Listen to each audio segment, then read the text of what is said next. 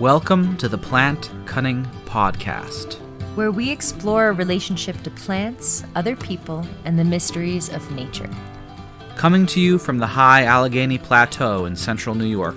We are your hosts, A.C. Staubel and Isaac Hill. Episode 9, The Mysteries of Mushrooms, with John Michelotti of Catskill Fungi. In this episode, we speak with John about how he quit his job and devoted his life to mushrooms, about what mushrooms even are, about the health benefits of mushrooms and how to make the highest quality, best medicine out of them. He gives us some foraging tips, and he speaks about how science is catching up with folklore in the fantastic world of fungi. Hi, welcome, John, to the Plant Cunning Podcast. Thank you so much for being here with us today. Hey, thanks so much for having me. Yeah, absolutely. So we usually start out with just asking a little bit about who you are and where you're from, and a little bit about what you do. So if you want to just give us an idea of who you are, that would be great. Sure. Yeah, my name's John Michelotti. Honored to be here. Thanks so much for having me. From the planet Earth originally, and have been living here my whole life. Yeah, and the part of the earth I'm from is just outside New York, and I'm presently living in the Catskill Mountains in New York, where I've been cultivating mushrooms and started a company called Catskill Fungi, which is really all about inspiring connection with fungi and the natural world. And I got into mushrooms by going on a mushroom walk that happened a little over a dozen years ago. And I was raised that mushrooms are poisonous and they're going to kill you and don't touch them, and have always been interested in the natural world and foraging and growing and hunting my own food. And this was a world that I had no idea about. But the more I learn about it, the more interested I become. And it's really grown from a passion to a business with my company Catskill Fungi. And we also not only are educating others and inspiring that connection through different mushroom walks in the woods, but 3-day workshops where we teach about cultivation, about wild crafting mushrooms, and about medicinal fungi, including how to make mushroom extracts, which we also make with our company and sell at farmers markets and stores and online. And yeah, that's kind of like the brief overall about me and my company. Yeah, that's all really, it's all good work. So Thanks. Who are some of your mentors in this mushroom adventure? Yeah, I was really lucky to the first mushroom walk I ever went on was led by Gary Linkoff, who was a world famous mycologist and was somebody that lived in New York and became my main mentor throughout the last 10 years, and was somebody that really inspired me to look deeper into the world of fungi, and was not only an excellent mycologist, but an excellent man, an excellent teacher, and a humble person, and was somebody that really kept on me. And even as I traveled around Ecuador when I was really getting into mushrooms and studying mycoremediation, which is how fungi can clean up oil spills and toxins from soils. He had me come up on stage and talk about my adventures down there. And then also, it was just about 2014, he gave a talk to a lot of these mycological associations, and they have these like annual meetups where for 3 days there's a whole group of mycologists sharing information together and finding fungi in the woods and categorizing and labeling and naming everything. And he gave a talk entitled "Quit Your Job and Devote Your Life to Mushrooms." And he included my picture in the presentation. Really? So I kind of took the hint. and I've been happier ever since. Cool. Yeah. But yeah, he's a great man, and we had a really great last year. Unfortunately, he passed away 2 years ago, but right before he passed away, the year before, we were singing duets in Telluride of mushroom parodies, and he invited me to write a chapter in his book, The Complete Mushroom Hunter Revised. And it was a chapter on 5 easy ways to cultivate mushrooms. So so he's a real mainstay. Great chapter 2. In the mycological sure. world. And he's also featured in the movie Fantastic Fungi, which if you haven't seen, you should really check it out. Fantastic Fungi, it's put together very well. And it's a movie about all the different uses of fungi and ways in which they've interconnected the world for longer than we've given them recognition for. But also Gary Linkoff was featured in that, and it was a beautiful thing because it was when Louis Schwartzberg came out to Telluride Mushroom Festival, he captured the last mushroom walk I ever went on with Gary. So wow. that was captured in that film. The visuals in Fantastic Fungi are mind-blowing. Like, so true. I don't know how they captured such beautiful images of the fungi. Yes, there are these time-lapse photography that you can witness the mushroom growing before your eyes. So cool. It's fantastic. It's really worth seeing. So, yeah. So it seems as though mushrooms and fungi are having a bit of a resurgence in popular culture these days, and everyone's just interested by them. I mean, they're kind of dangerous, but there's so many useful things about them, and they're so powerful. But what are fungi? What and is it fungi or fungi? What are they? Aliens? Are they plants? Animals? Yeah, that's a really good question. They are, and it's fungi, it's fungi, it's fungi, it's fungi. It's really interchangeable depending on what country you're in, but you're not going to be faulted for saying it anyway you'd like. Yes, they're very inclusive beings, and they are their own kingdom of living things. So they're separate from plants and animals. They are similar. They're more similar to animals, and we split evolutionarily off in a few different ways, which we can talk about. But we both breathe in oxygen, exhale carbon dioxide. We both break down food in similar ways, and the way we diverged evolutionarily was that animals decided to make stomachs to digest their food internally. So we take food in our bodies, enzymes are released in our stomach, which break down our food, and we absorb the nutrients. Well, fungi continued to do this externally. So if you can imagine this interconnected network, it's more like a web because it interconnects back in on itself, whereas plant roots kind of consistently branch off. These connect back to themselves, and they're running throughout the earth, under our soils and in dead wood, and they're excreting enzymes externally at the end of these tips of their net-like mycelium. They excrete enzymes which break down their food source, lignin, cellulose, hemicellulose, the building blocks of wood, and then they absorb those nutrients through those same mycelial networks and translocated them to grow. And there's more fungi out there than there are plants and animals combined. And we only have scientific names for about 10% of them, and only common names for about 10% of those. So it's a largely unexplored kingdom, which what we're finding more and more as we study them is they're a keystone species. And, are they from outer space? That's yet to be seen.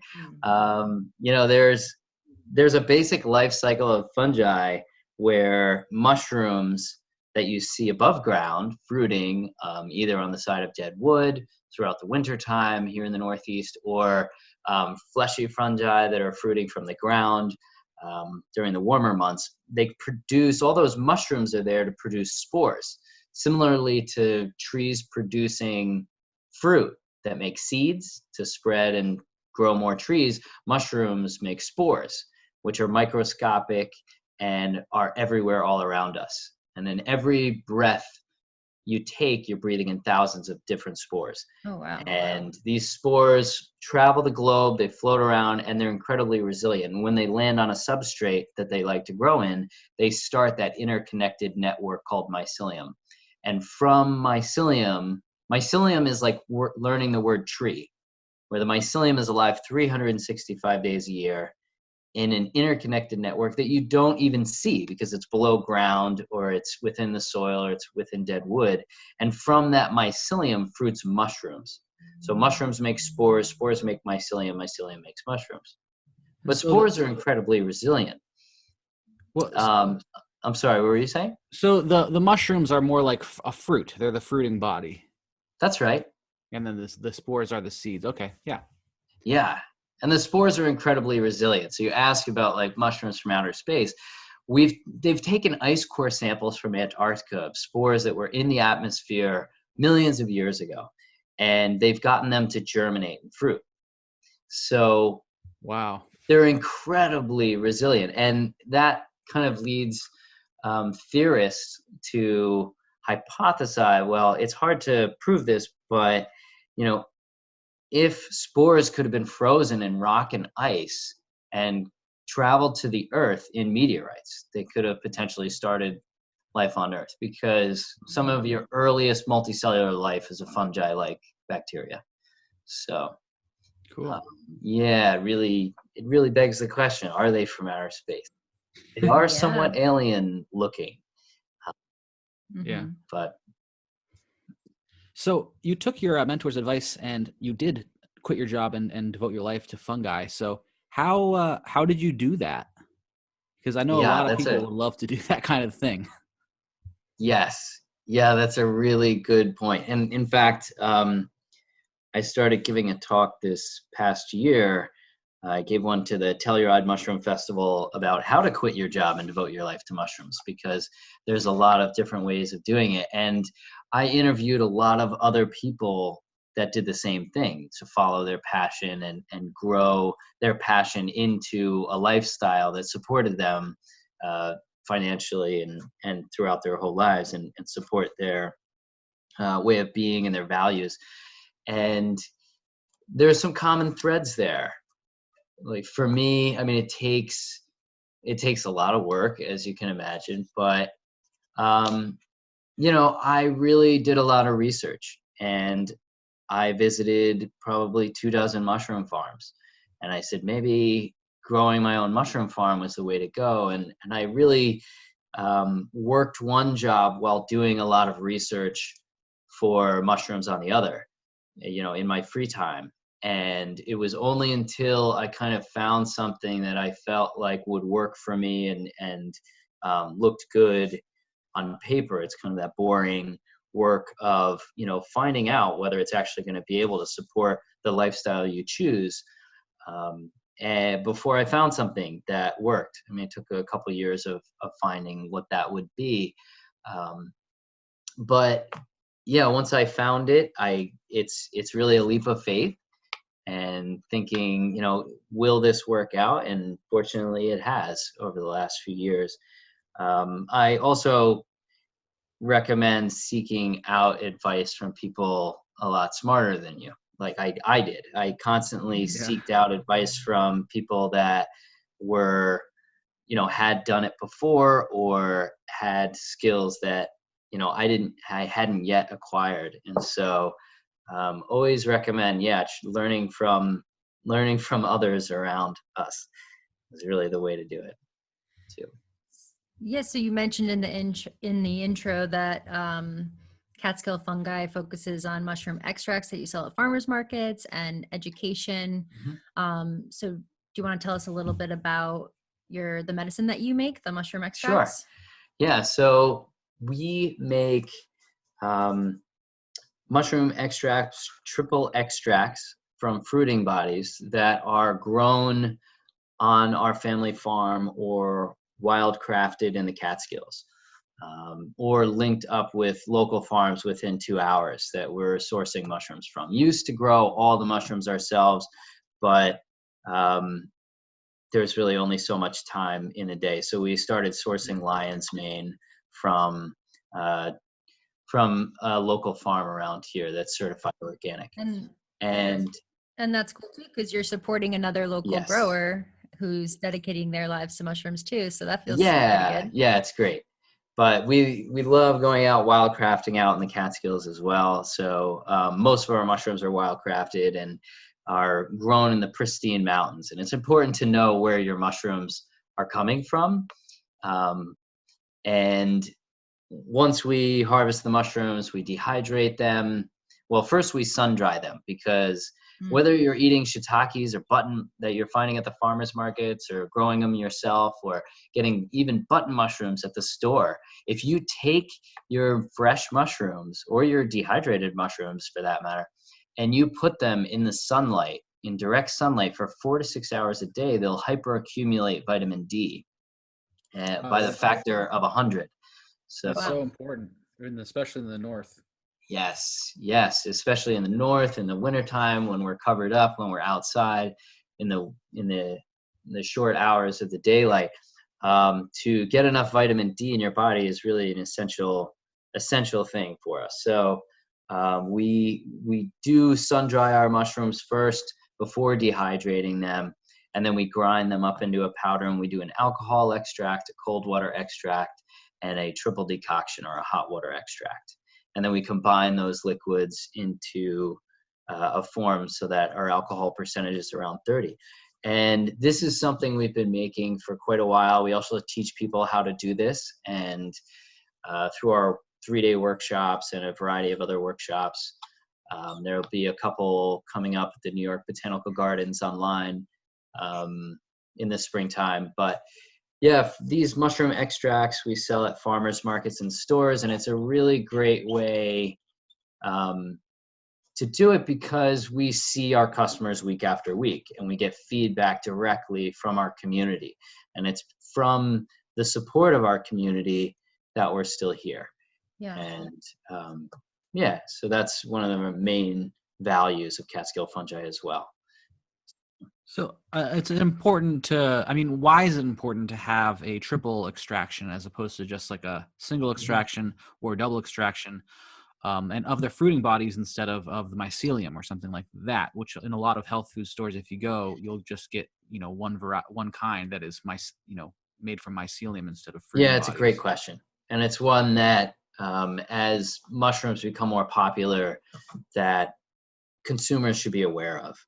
And there is quite a difference between them. And I'd say the first thing when assessing what extract you're purchasing or you're looking at is what form are you getting that fungi in. And yes, you're right. If you look at the back of most of the bottles, it'll say, reishi mycelium or chaga mycelium.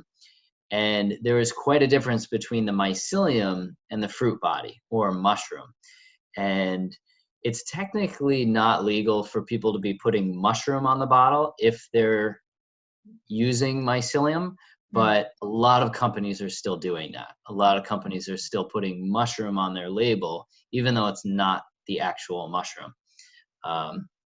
And there's been a lot of difference there where you can kind of keep in mind that when you're growing mushrooms, you are actually growing mycelium first. You're growing mycelium in a substrate or something that it likes to grow in, and the mycelium grows through the substrate and then fruits a mushroom.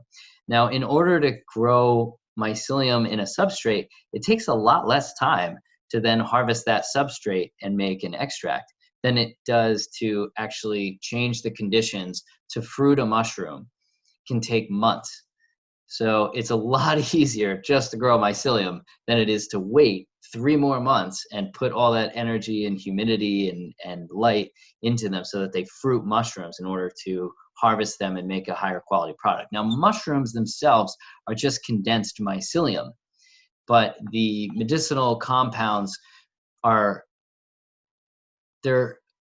they're accumulated at a much higher degree in the mushroom fruiting body than there are the mycelium. And there's a lot of research around this as well. Also, when you're looking at mycelium products, sometimes what companies are doing, you can't necessarily separate the mycelium from the grain or from the wood it's grown on. Yeah, So, that's going to be super hard and yeah, time consuming to try to pull apart all these little threads from the grains. So they just grind it all up together. exactly. So a lot of your polysaccharide Right. content can be actually coming from the grains, not the actual mushroom, the mycelium. So this is where it can kind of throw off magazine tests. But this is why mushroom fruiting bodies are a better way to go. And there's other mycologists out there that are saying different things out there, but I truly implore that you do your own research in it. But everything we've seen, and believe me, whenever these mycologists come out and say, oh, the mycelium is it, I'm not saying it doesn't have any properties. It definitely has some really substantial properties in the mycelium, but they're just finding higher concentrations in the fruit body again and again. It would be a lot easier for us to be able to just harvest the mycelium, that's for sure. But one other side of that too is, like, for instance, with reishi, I mean, if you go out in the woods and wildcraft it, you don't have to grow it in a warehouse where you have the humidity and the heat and the light and all that kind of stuff. It's doing it naturally. Yes. And they've actually found that, at least with shiitakes, Cornell Cooperative Extension did a great study on indoor grown shiitakes on grains versus outdoor grown wood log grown shiitakes. And they did taste tests side by side and nutrient density. And it's almost like the difference between a summer tomato in the outdoor grown logs and a winter tomato in the indoor grown. Yeah. So, I mean, the nutrient density is higher in these natural environments, and the flavor is a lot more rich and deeper. So, and I imagine there's more, the subtle essence of it is stronger too. You get like the essence of the forest in a way. Mm-hmm. Chi, yes. Good chi. Right. And that, I always encourage people to empower themselves to do it themselves too.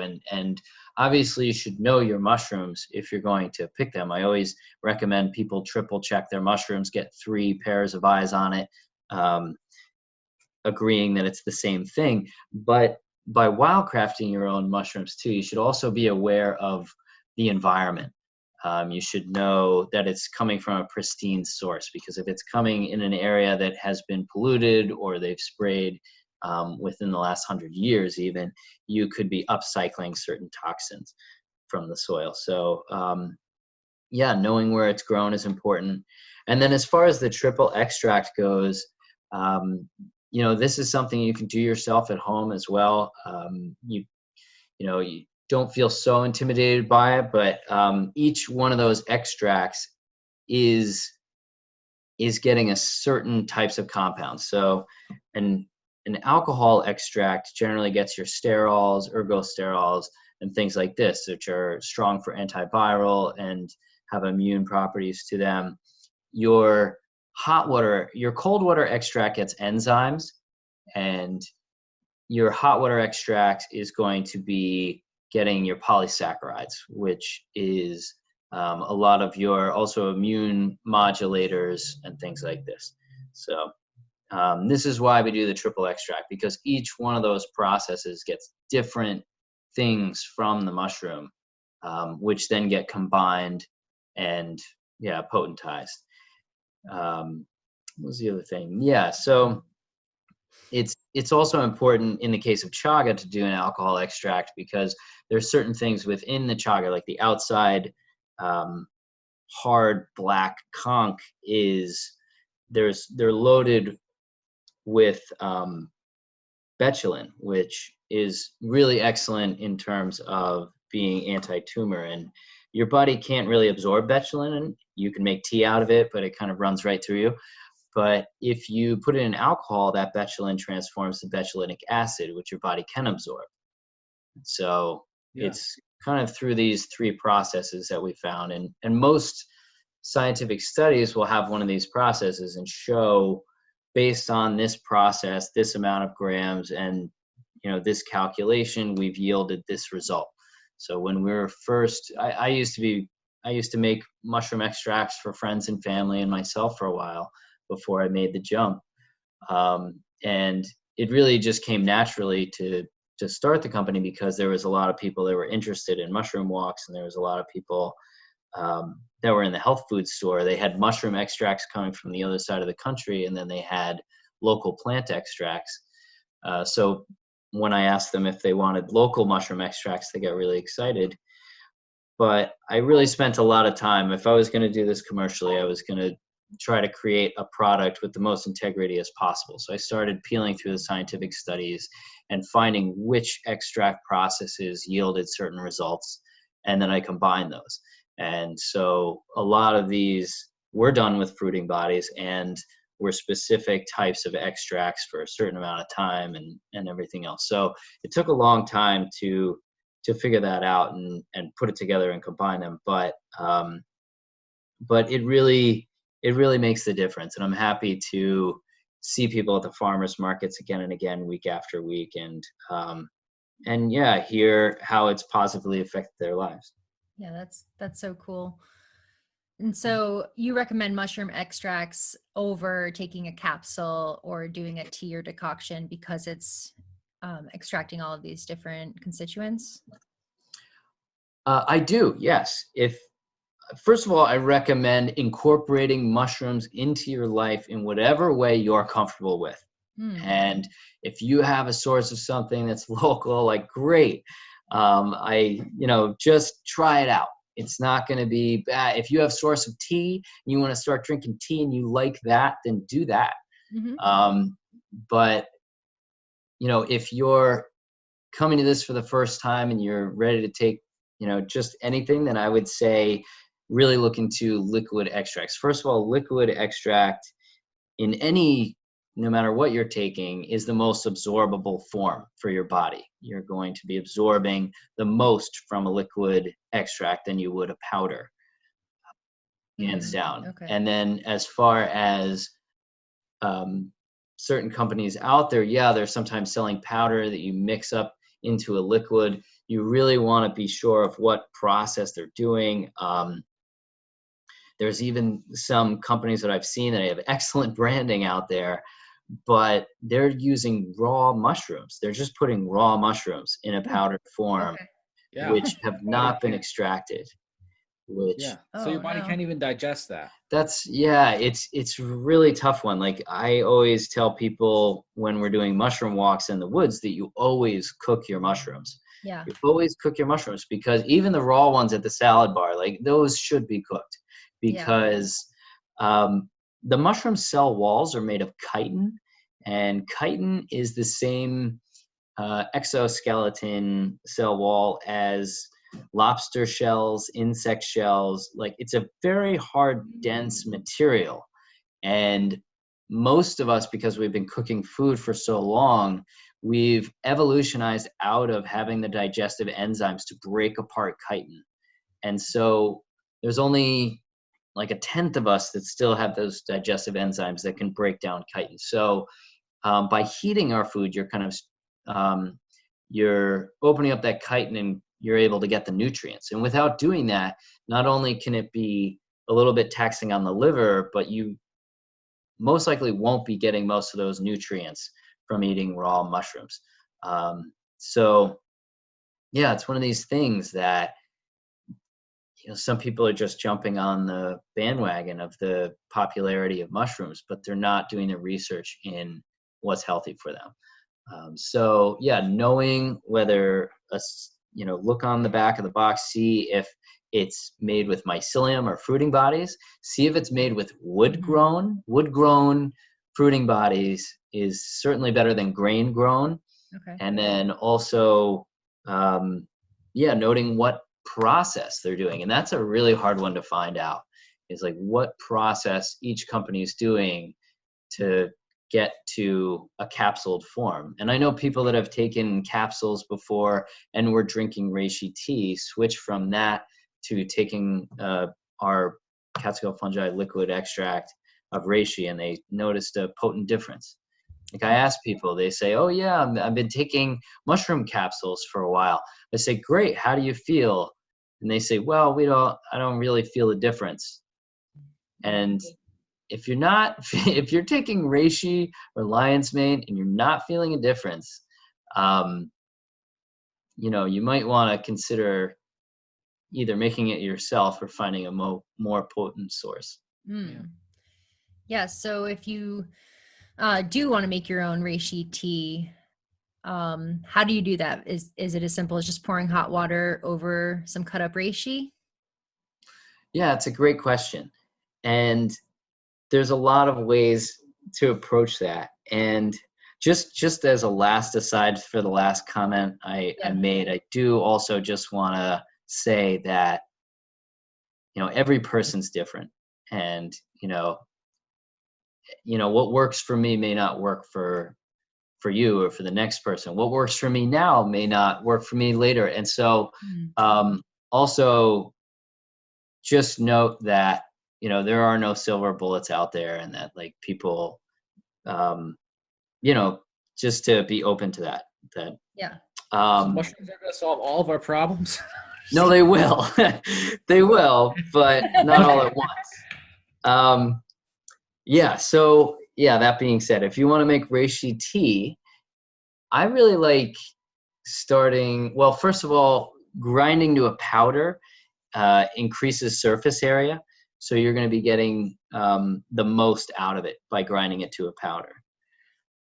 And I would put that powder in a cheesecloth so that you can reuse it, because with reishi, you could probably reuse it multiple times. And you can steep it in hot water. I would say you'd want to do that under 180 degrees, because above 180 degrees, you're breaking down beneficial polysaccharides, and you can even decoct it in a way that reduces it. You can we start with 3 times the water and reduce it down to 1/3.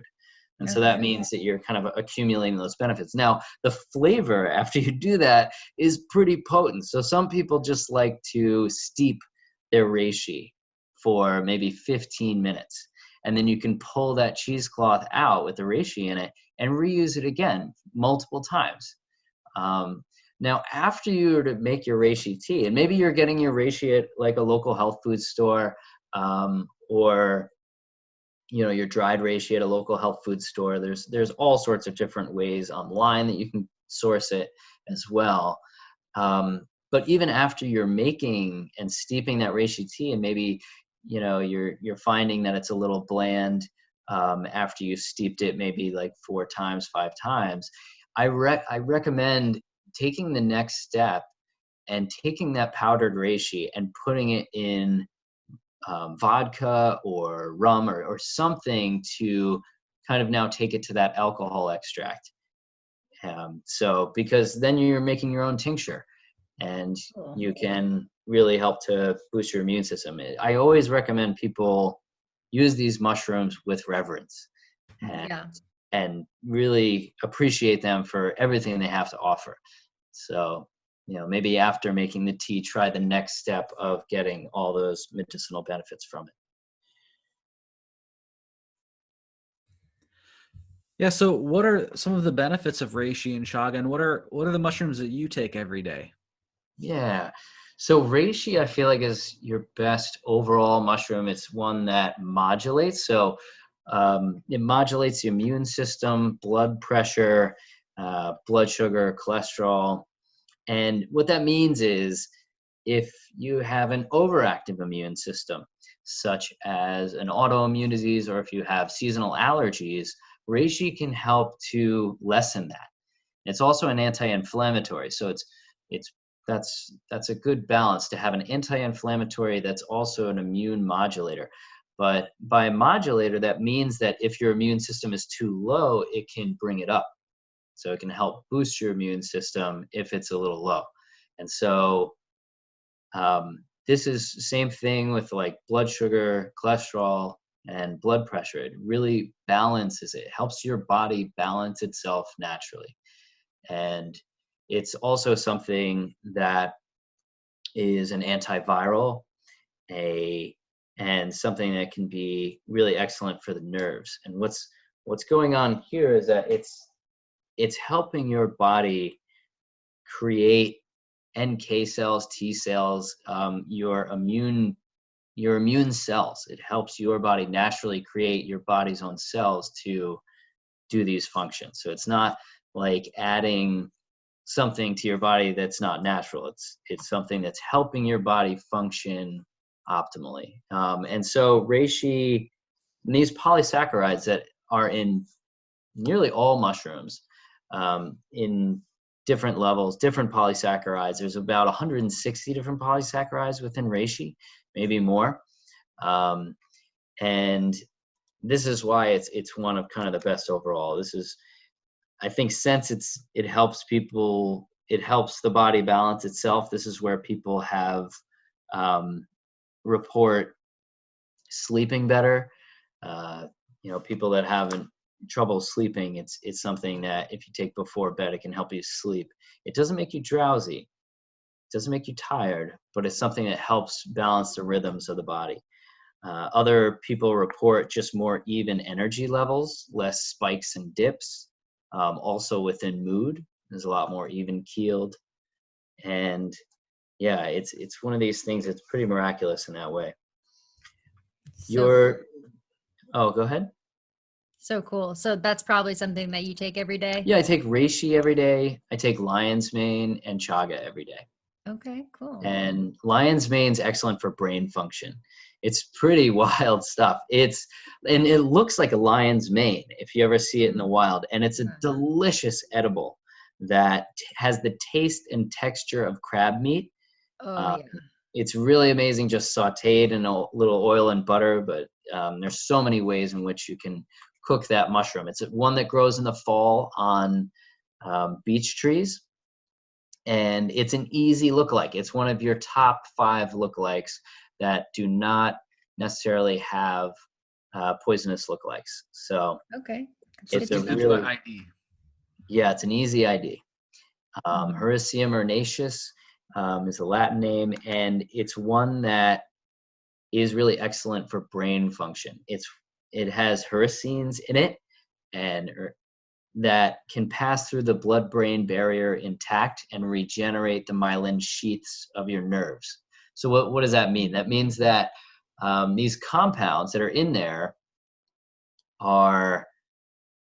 they're able to pass through the blood-brain barrier, and your blood-brain barrier helps protect things from getting into your brain. And so the fact that it can pass through that intact means that potentially your brain is seeing it as a benefit and letting it through.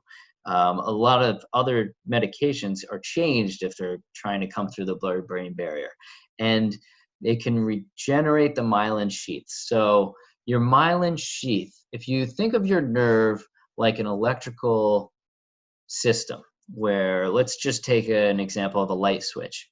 You flip the switch, the light goes on. Why does the light go on? Because there's a wire connecting that message of you flipping the switch to the light going on. And that wire has, like in the case of our current electrical systems, it has that rubber sheath around it. Well, similarly, your nerves, which would be the wires inside that, have a sheath called the myelin sheath. And when that sheath gets damaged, the light flickers because that nerve is not protected anymore. And this is where you see things like dementia or MS and things like that. And it's, in some cases of dementia, can be caused by the degradation of the myelin sheath. But this is something that can actually and a lot of your medications for MS or dementia are something that slow the breakdown of the myelin sheath. This is something that can actually help regenerate it. And so it's pretty profound because there isn't really anything else out there that we've seen this with. So I think you're going to be seeing a lot more medications in this. And there have been some clinical trials with case studies, over 100 that are double-blind, placebo-related studies that have shown benefits for people with brain injuries, nerve injuries, and things like this. So that's lion's mane. That's a really key one. It can also help with healing throughout the body, which is pretty profound. But any nerve-related thing with foot pain, if it's nerve-related, lion's mane may be able to help as well. And then chaga was the third one that I take every day. Chaga is really great as an immune booster and modulator. It's something that's really great for your liver, for digestion, skin, detox, and things like that. So, yeah. Cool. So if people have, people want to go and forage these mushrooms themselves, do you have any tips on sustainable foraging of mushrooms? Yes, I do. And I'm really glad you asked that. Yeah, it's one of the things that we talk about in every mushroom walk we lead is, knowing the impact you have on the environment, leave no trace principles, but also, know what impact you're having out there. And, we talked about mushrooms as the fruit body of the fungi. Now you can pick all the apples off the apple tree and the apple tree is still fine, right? Well, it's similar, but the apple trees don't have the seeds in the forest now to start more trees. So that's why I always recommend people follow the 1/3 rule and leave at least a third out there in the forest. And, let the animals eat the mushrooms and the spores spread and these animals to travel out and defecate so that, more mycelium can grow and more mushrooms can grow from the mycelium. But also knowing the impact you're having on the environment. With reishi, we only harvest about a half of the reishi we find on the hemlocks here in the Catskills, which generally grow in like June, July, and some this year into August. And it's one that it's great to wait until it grows completely and sporulates before harvesting. Now, chaga, we don't know how much is out there in the Northeast, and we're working to put together a little bit of a species survey on that one as well by finding the chaga out there, taking photos of it, measuring it per year, and seeing how quickly it's growing. But with chaga, I don't even harvest a quarter of what I'm finding out there. Okay. The other thing about medicinal mushrooms, it's good. A little bit goes a long way. And with chaga and other medicinal mushrooms, you got to keep in mind that these things are not just healthy for people, they're healthy for the planet. So every time it rains, these polysaccharides are washing into the soil and are being uptaken by microorganisms, which are helping the health of the forest overall. So it's one of these things that really walking and knowing, walking with reverence and understanding that, these things are a gift. Yeah. But are a gift to all organisms. Not just people. Yeah. Right. And, And the forest is not a factory. We've had times where turkey tail runs short, and it's, we may not offer it because it's not available, and we're not going to take shortcuts in order to, make a cheaper product. So it's one of these things that is important for people to understand about our planet if we're to live sustainably. Yeah, and I love that idea of reverence for the mushrooms. And if it's not available readily, then you're just not going to offer. And I wonder if you are going to quit your job and dedicate your life towards mushrooms, you have to be thinking about these things. And I wonder what you think about having chaga in skincare products. You mentioned it's good for the skin. And I wonder if you think that's the best use for it, since it is kind of a rare fungi. Yeah, that's really, really good point. With chaga, it's one of those ones that I really recommend people use to the most of its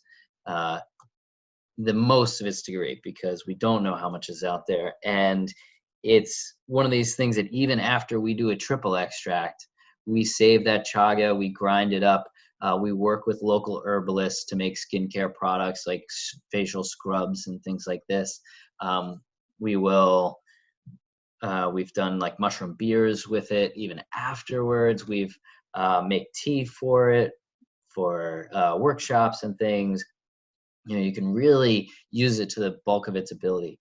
And yes, there are some companies out there that are just taking fresh chaga and making skincare products with it, or selling it as like a one-use product, and that's, I feel like, is taking a valuable resource and putting it down the drain in a way. And which is where education can help a lot. Like if you do buy a one-use chaga product, maybe you can find a way to utilize that chaga and use it a few more times, and then maybe make a tincture out of it. And that's what we're trying to help people understand.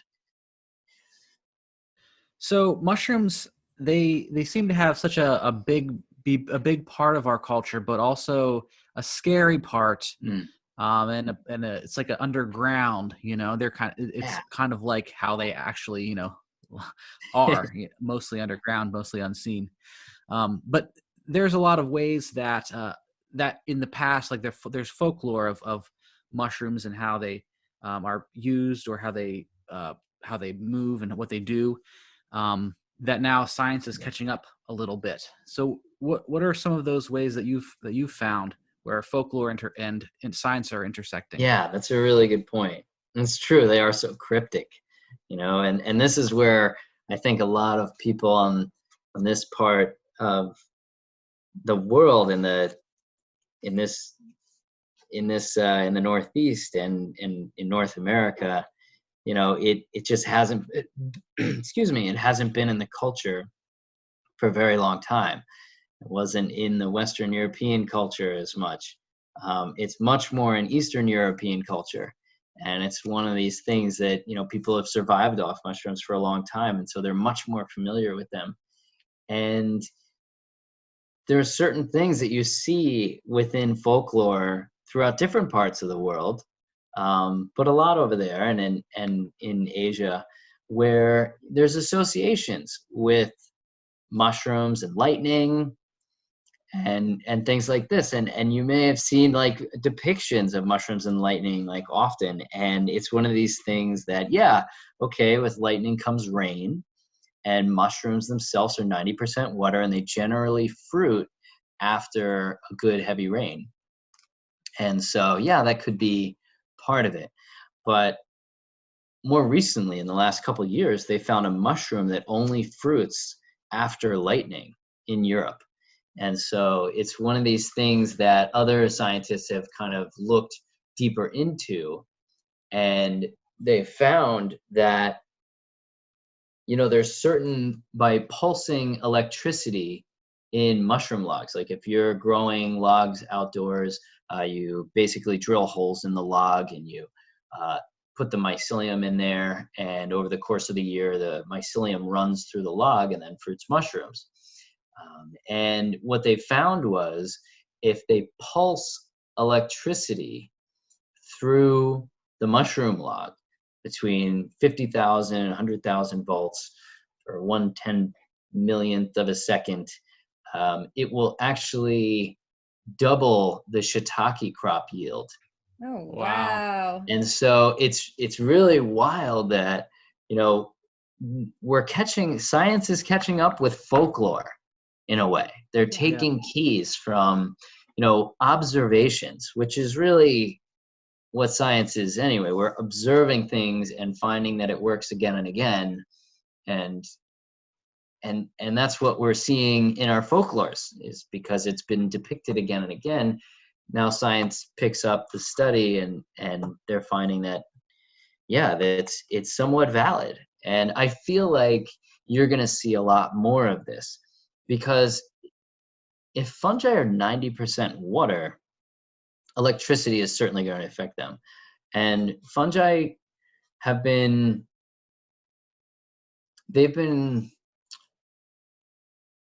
talked about as the neurological network of the planet. And that kind of comes out within the 4 functions of fungi on the planet. We know them as decomposers quite a bit, because they are interconnecting in a web in dead wood, excreting their enzymes, breaking down that dead wood to be healthy soil. But they're also interconnecting trees. But as they run throughout the soil, they're more analogous to our neurological system. And our neurological system is somewhat like electricity in a way. And so the way that works underground and in forests is that this mycelium will interconnect between trees, and they'll help to translocate nutrients between trees. And this happens between genus of trees, where you can have an oak and a pine, and they're connected. And if you deprive one of those trees of nutrients, the other one will send nutrients to keep it healthy, and vice versa. Right. The mycorrhizal network. Yeah, that's right. Those are your mycorrhizal fungi. So we talked about decomposers or your saprophytes. There's mycorrhizal mushrooms that interconnect the roots of trees, and over 95% of plant species on the planet have their root systems interconnected with mycelium in a nutrient sharing relationships. And this is how plants were able to come onto land, and why they developed the root systems we know of, was to maximize their connection with mycelium. It's amazing. And so this is like the neurological network. And they've also shown that, and this is a woman, Suzanne Simard, up in British Columbia, that studied these mycorrhizal fungi. She's really fantastic. She's also featured in the movie Fantastic Fungi. But if in a forest there's mycorrhizal connections, and a parasite or a pathogen attacks one of the trees on the outside of the forest, the other trees will build up antibodies against that specific pathogen. And so it's almost like the trees are communicating with each other and letting them know what's coming up. Right. So yeah, that's also very cool. Yeah, that's amazing. So you've also done some work in the Amazon, remediating soils with mushrooms. That's another really amazing function that fungi can do. I mean, they're transmuting material, metabolizing oil and plastic. Can you tell us a little bit about that? Sure, absolutely. Yeah, this was back in 2011. I went down to Ecuador and studied with Amazon Micro Renewal Project, which is now Myco Renewal. And we were setting up experiments to understand what effect certain fungi out there were having in the Amazon. And the hope is to mycoremediate, or how to use fungi to break down toxins within soils. And the way that's happening is similar to the digestive system we were talking about. So we know now that how mycelium grows. Mycelium excretes enzymes, breaks down lignin, cellulose, hemicellulose. Now, lignin is a really chemically complex chain, and as are hydrocarbons. Hydrocarbons are your building blocks of oil. And what's wild about fungi, and certain species of fungi, including oyster mushrooms, which are very common and extremely easy to grow. If you're going to grow anything over this winter and you want to get into mushrooms, growing oyster mushrooms is a really great way to go. I teach a class on how to grow oyster mushrooms on coffee grounds. You can use your household waste to grow healthy food and healthy soil. So these oyster mushrooms, this mycelium, the oyster mycelium, will come across toxins within its environment. And it kind of takes its time, and it stalls, and it goes through its DNA database to see if it knows how to excrete a certain type of enzyme that can break down hydrocarbons. And it does. It takes a little while, but it ends up excreting an enzyme that severs those hydrocarbon bonds, these chemical chains, it cleaves them into smaller parts that are inert, and then it absorbs the nutrients that it can through those same hyphal tips. So in this way, the mycelium is essentially eating the oil. And when tested afterwards, the mycelium, when tested afterwards, there was no trace of hydrocarbons in there, or like toxins. So would you eat within those it. oysters? What's that? Would you eat those oysters? Would you eat the oyster mushrooms? Potentially not. The other thing about it is sometimes with toxic sites, they not only just have one toxin in it, there's multiple different types. Right. And in the case of what we're coming across in the Amazon, there's heavy metals in there. Yeah. So the mycelium is, heavy metals are elements. They're in their most simple form. You can't really break them down. And mycelium will hyperaccumulate heavy metals. Yeah. And so it's a That's why head you want to be scratcher. really careful about where you're sourcing your mushrooms, right? Yes, exactly right. So if they're hyperaccumulating heavy metals, there's a few different ways in which you can deal with that. In the terms of permaculture methods, you can, plant it under a hardwood tree with red wiggler worms, and hopefully those worms will upcycle it. Eventually, will break it down, the mycelium, which will get upcycled into the tree, which will be stored for hundreds of years. And just as long as you're not making like spoons out of that tree after it's gone, then it's one way to store it. In a lot of industrial, large-scale commercial operations for remediation, they incinerate it. It still poses an issue, because now that you have those heavy metals upcycled into the fungi, you don't necessarily want to eat them. You don't want birds to eat them and bugs, because then they get upcycled into the environment. So it's one of those difficult things. However, there's plenty of other ways in which we could be utilizing fungi here at home to help clean up on small scale, such as farms, where oyster mushrooms can also help clean up E. coli from water systems. So if you set up a straw bale that is running with mycelium downhill from your cows, you can be kind of cleaning up the E. coli from the water runoff before it gets to your water source or stream. Wow. Nice. So yeah, I feel like that's one way in which remediation can really be a benefit moving forward. Is on smaller scales, and at home use. Yeah. So you weren't kidding when you said that mushrooms really can save the Yeah, world. there's a lot of ways in which that can happen. From medicinal purposes, I mean, they already are. That's the secret. Yeah. Is that they already are, and they have been for a very long time. They made the world in a certain way. Yeah, they are pretty much running the show, if you ask me. I mean, most of the foods we eat, all your fermented foods, are fungi. Yeah. These are spores that are in the air, and if you leave out apple cider, it turns to apple cider vinegar. Why? Like your alcohol is fungi digesting sugars. There's so many things. I mean, you leave anything out and the fungi are there digesting it. And in some ways, we've utilized that as humans. So it's like, who's growing who, really? Yeah. Right. Yeah. So as someone who's pretty immersed in mushrooms, working with mushrooms every day and always learning more, what are some things that still amaze you or surprise you about fungi? Everything. But I mean, let's see. That's one of these things. I would say one way in which I've really become more and more interested is within soils. And I know that Eugenia Bone, she's excellent. She's a dear friend, but she also teaches at the New York Botanical Gardens and is somebody that is linked up with the New York Mycological Society. She's past president there, and has written a couple really great books.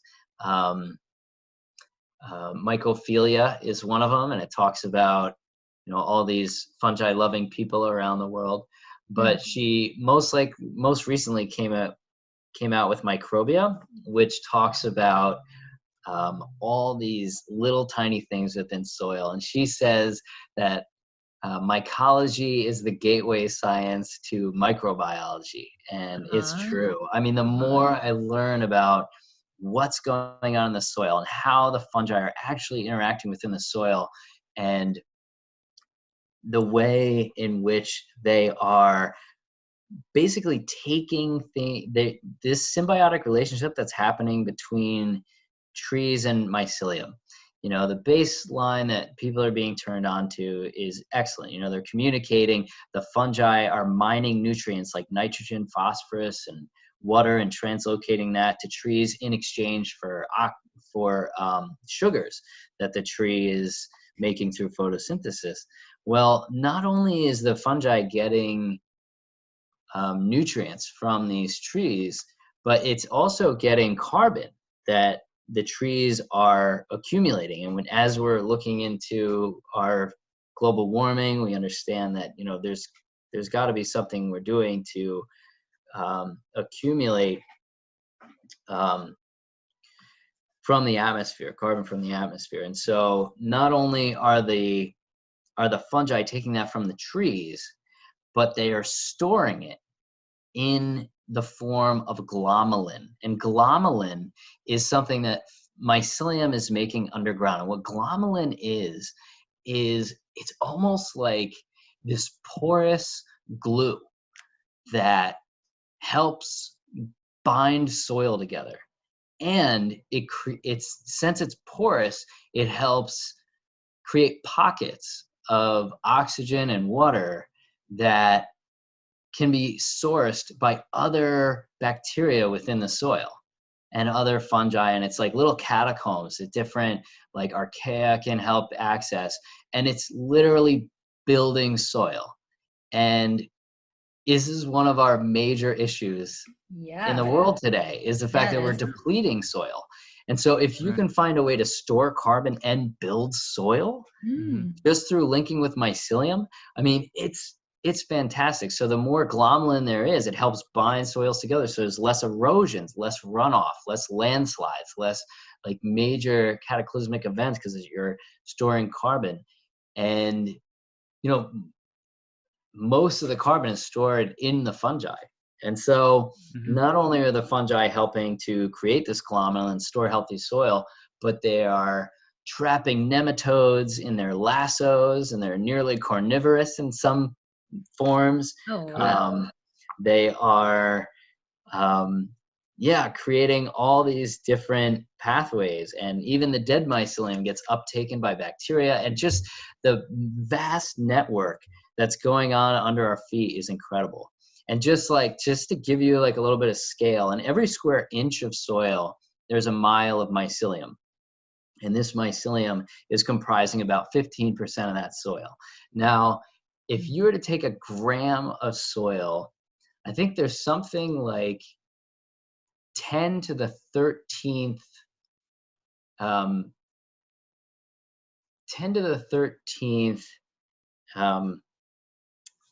bacteria living within that soil. Just to give you an idea, there's 10 to the 11th like stars in our galaxy.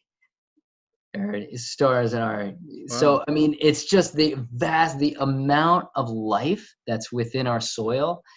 You can't even like picture it. You can't even fathom. It's so humongous. And it's like a whole solar system in every little spoonful of soil. So the more I'm getting into that, the more I'm interested in the little things in life. And so we've been teaching microscope courses too, through the Mid-Hudson Mycological Association. And one of my main mentors in that, Jeffrey Mann, says the closer you look at something, the more there is to see.